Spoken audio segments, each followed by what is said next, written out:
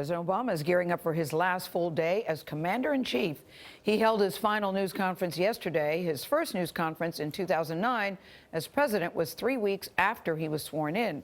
Nearly 8 years later, he took questions in the White House for the very last time. The president says he will not remain silent if what he called America's core values are threatened. Margaret Brennan was there in the room yesterday. Margaret, good morning.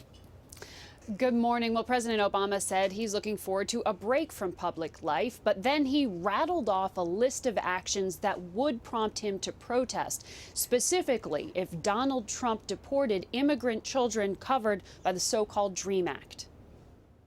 The notion that we would just arbitrarily, or because of politics, punish those kids when they didn't do anything wrong themselves, I think would be something that would merit me speaking out. The president said he would speak out on actions limiting dissent, the press, or voting rights. The outgoing commander-in-chief warned that lifting sanctions off Russia could be dangerous, saying that he too had tried to work with Moscow. But relations soured in 2012 after Vladimir Putin returned to power with a flurry of anti-American rhetoric. He warned Mr. Trump not to let Putin get away with seizing territory in Ukraine. What I've said to the Russians is as soon as you stop doing that, the sanctions will be removed.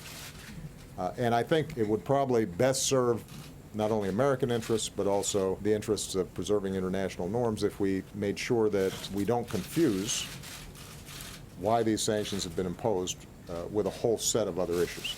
Surround yourself with strong advisors, Mr. Obama urged.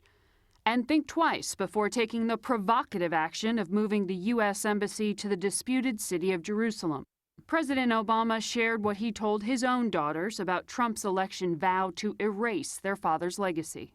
They were disappointed. We've tried to teach them hope, and that the only thing that is the end of the world is the end of the world. The outgoing president tried to leave on an up note. At my core, I think we're going to be okay. The president urged the press to be skeptics and keep the public informed.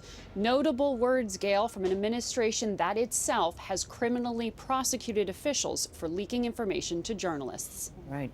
All right. Thank you very much, Margaret. I love the closing line, though. At my core, I think we're all going to be okay. I think that's a very powerful message to send at this time. At his core, he's optimistic. Yes, always is.